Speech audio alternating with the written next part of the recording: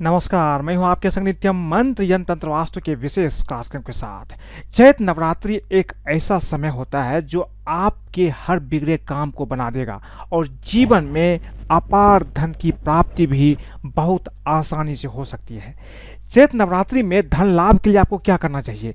चैत्र नवरात्रि में अगर आप ये उपाय करेंगे तो निश्चित रूप से धनवान बनने से आपको कोई नहीं रोक सकता। तो बने रहिए हमारे साथ, हम आपको बताएंगे चैत्र नवरात्रि में ये महा उपाय बनाएंगे आपके हर बिगड़े काम। लेकिन इसके पहले अगर आप हमारे चैनल को सब्सक्राइब नहीं किए हैं तो कृपया इसे सब्सक्राइब कर ले तथा बेल बटन को भी दबाएं ताकि नए वीडियो का नोटिफिकेशन आपको तुरंत मिल जाए।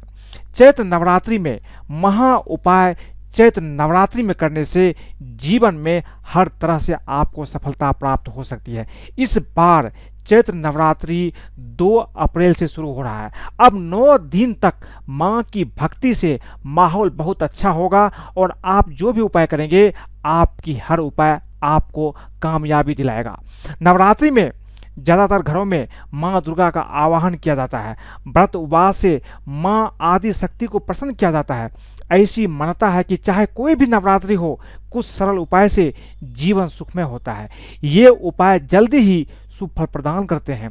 अगर आपकी भी कुछ चाहत है, जो मनोकामना पूरा करना चाहते हैं, तो चैत्र नवरात्रि के 9 दिन धन, संतान, प्रमोशन, विवाह, रुके हुए कामों को जल्द पूरा कराने के लिए इन उपाय को अवश्य करें। अगर आपके मन में कोई भी मनोकामना है तो वो मनोकामना इस नवरात्रि में जरूर पूर्ण होगी। हम आपको एक एक करके छोटी छोटी उपाय बता रहे हैं। अगर आप ये उपाय करेंगे तो निश्चित रूप से आपकी हर कामना पूर्ण हो सकती है इस चैत्र नवरात्रि में। चैत्र नवरात्रि में पहले दिन से 9 दिन तक मुख्य द्वार पर स्वास्तिक बनाएं और घर के मेन दरवाजे पर तोरण लगाने से मां दुर्गा की कृपा अवश्य बरसती है। इसलिए आप इस नवरात्रि में 2 अप्रैल से शुरुआत करके हर दिन मुख्य द्वार पर स्वास्तिक बनाएं और मां दुर्गा के लिए, उसको खुश करने के लिए अपने मुख्य द्वार पर तोरण आम के पत्ते का या कोई भी आपके नीम के पत्ते हैं, अशोक के पत्ते हैं, किसी का भी तोरण आप लगा सकते हैं। इसके साथ साथ आप स्वास्तिक बनाना है, आपको लाल रंग का कोई भी आपको सिंदूर है या कोई हल्दी का स्वास्तिक भी आप बना सकते हैं। दूसरी चीज है, नवरात्रि के प्रथम दिन से 9 दिन तक लगातार हनुमान मंदिर में जाकर पान चढ़ाएं। 9 दिन किए गए इस कार्य से जिस भी मनोकामना के लिए आप ये उपाय करेंगे आपकी कामना जरूर पूर्ण होती है। तीसरी चीज है, किसी भी तरह की बीमारी ठीक करने के लिए देवी मां के सामने 9 दिन तक अखंड ज्योत जलाना चाहिए। यदि ऐसा न कर सके तो 9 दिन सुबह शाम देवी के सामने घी का दिया जलाएं और उस दीपक में 4 लौंग अवश्य डाल दें। ऐसा करने से आपके घर में या आपके पास कोई बीमारी है वो बीमारी निश्चित रूप से दूर हो जाती है, घर से बीमारी का नाश हो जाता है। चौथी चीज है, अर्गला स्तोत्र या कीलकम का पाठ रोजाना माता के सामने करें एवं हलवा का भोग चढ़ाकर एक कमल का पुष्प अर्पित करें। ऐसा करने से आपकी विवाह की चाहत भी बहुत जल्द पूरी हो जाएगी। अगर विवाह में कोई समस्या आ रही है तो ये उपाय करें, निश्चित रूप से आपकी विवाह बहुत जल्द हो जाती है।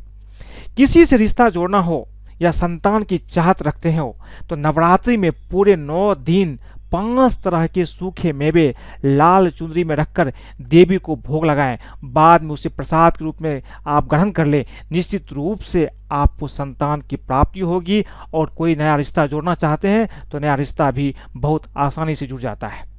धन प्राप्ति के लिए नवरात्रि का समय काफ़ी फलदायक साबित होता है।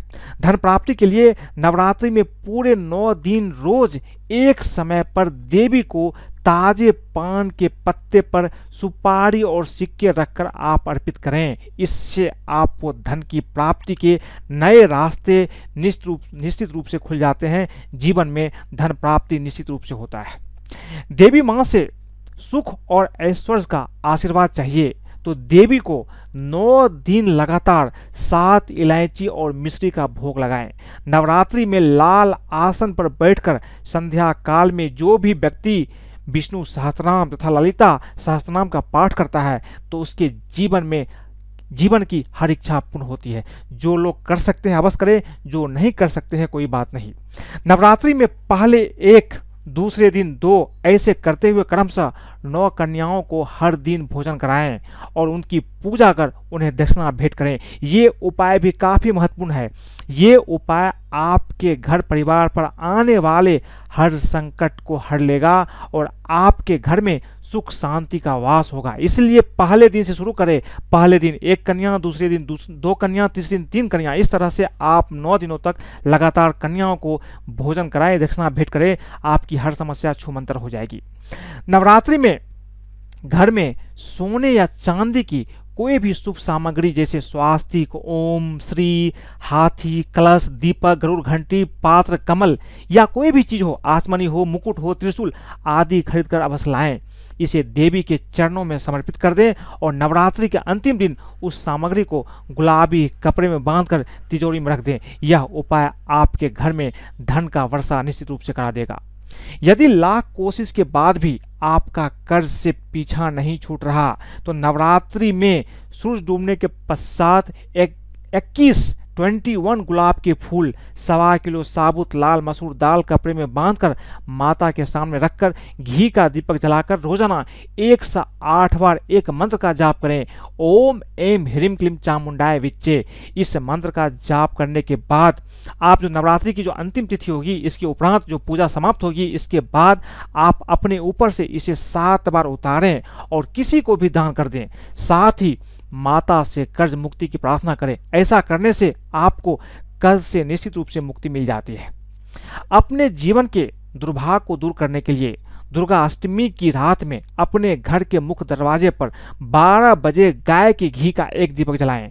आपका दुर्भाग्य निश्चित रूप से दूर हो जाएगा। नवरात्रि के जो उपाय मैंने आपको बताए हैं, अगर आप इन उपाय से फायदा चाहते हैं तो आपको नवरात्रि के दिनों में कुछ बातों का ध्यान भी रखना होगा। पहली चीज है कि नवरात्रि पूजा एवं व्रत रखने में आपको किन किन चीज़ों का ध्यान रखना चाहिए, हम आपको एक एक करके बताते हैं। इन चीज़ों का ध्यान रखते हुए अगर आप ये उपाय करेंगे तभी आपको फल की प्राप्ति होगी। पहली चीज़ है, नवरात्रि के दौरान अगर आप व्रत रख रहे हैं तो आपको लहसुन, प्याज और मांस मछली का सेवन करने से बचना चाहिए। दूसरी चीज़, यदि कोई व्यक्ति व्रत नहीं भी रख रहा है तब भी उसके लिए बनने वाले भोजन सात्विक होने चाहिए। 9 दिन तक घर में छौंक का भी प्रयोग आप न करें। चैत्र नवरात्रि में व्रत रखने वाले व्यक्तियों को नवरात्रि के दौरान दाढ़ी मूछ नहीं बनाना चाहिए, न ही बालों और नाखूनों को काटना चाहिए। अगर घर में अखंड ज्योति जला रखी है या कलश स्थापना कर रखा है या माता की चौकी का आयोजन किया है तो घर को खाली छोड़कर आप कहीं ना जाएं। कहीं जाएं तो घर में किसी न किसी को रहना आवश्यक है। मां दुर्गा की पूजा करने के दौरान काले रंग के कपड़े आप ना पहने। व्रत रखने वाले व्यक्ति को चप्पल, जूते और बेल्ट का भी इस्तेमाल नहीं करना चाहिए। जो लेदर चमड़े के जूते होते हैं, चप्पल होते हैं या आपके पर्स होते हैं, वॉलेट होते हैं, इसका भी आपको इस्तेमाल इस समय नहीं करना चाहिए, तभी आपको पूजा की फल की प्राप्ति होगी।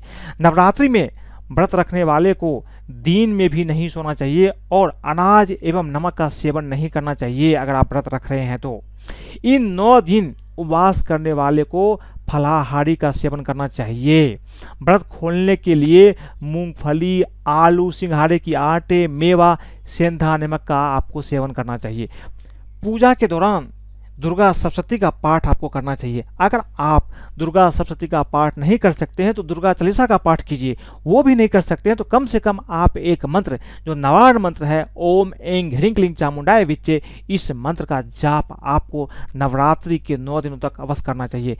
ऐसा करने से आपकी पूजा संपूर्ण होगी और पूजा का फल आपको प्राप्त होगा। तो आज मैंने आपको बताया कि नवरात्रि के 9 दिन आपको क्या उपाय करना चाहिए और किन चीज़ों का ध्यान रखना चाहिए।